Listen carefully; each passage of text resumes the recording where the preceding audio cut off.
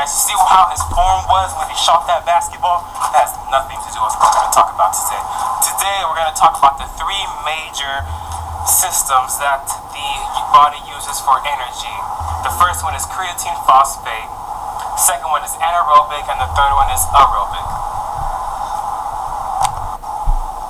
So the first system that we're going to talk about today is the ATP, creatine phosphate system. And what this system basically does is you use all your energy in a short period of time to attain a goal. In this case, Sal is going to do his 1 rep max on the bench press, and we will see if he will be able to achieve this goal. I will spot him to ensure safety.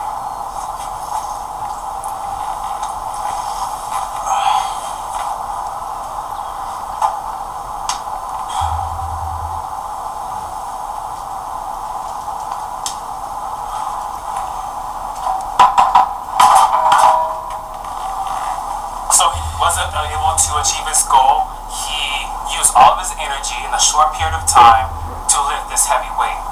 So what happens is when people are working out, whether it's running or lifting weights, they begin to feel lactic acid. And that's that burning sensation you feel as you're working out.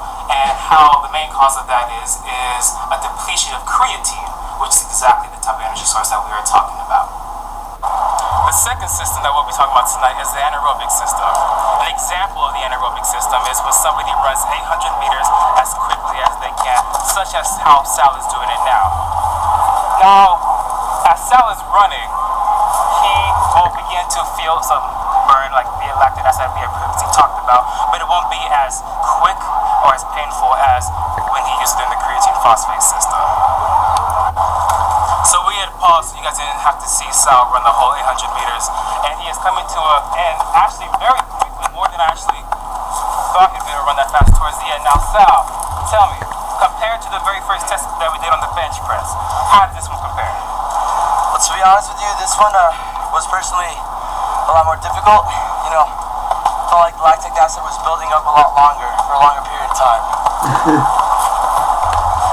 The third and final system that we're going to be talking about tonight is the aerobic system. And that's the system that is mostly used by marathon runners. Sam is our athlete for this example. He is going to run 2 miles actually. I had suggested just to have him run 1 mile, but he insisted on 2 for better data. After the 2 miles are coming to a close, we will unpause it and you'll be able to see the result. So in the middle of the run, Sam actually decided that he wanted to do 3 miles instead of the 2 that he himself has suggested. So he's coming towards the end of it, and he is looking very tired. Is he okay? You?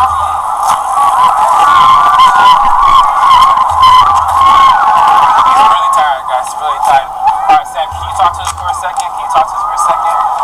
All right, so Sam, how do you normally train when you work out as far as cardio is concerned? When I work out, I usually sprint. You sprint. So how does training how a marathon runner would begin? There would be early stages of training. How does that compare and how does it make you feel? Well, it's a lot more tiring than sprinting because I'm not used to running long distance like this. Okay. You know what, Sam? You did a great job, though. Thank you for doing that for us. He's a great guy, ladies and gentlemen. Now, the reason he was able to run so long is because the creatine buildup and the lactic acid is prolonged. It's less intensity, so that therefore he can go for a much further amount of time. That is the end of our 3 topics of how the body uses this energy systems. I hope you guys enjoyed.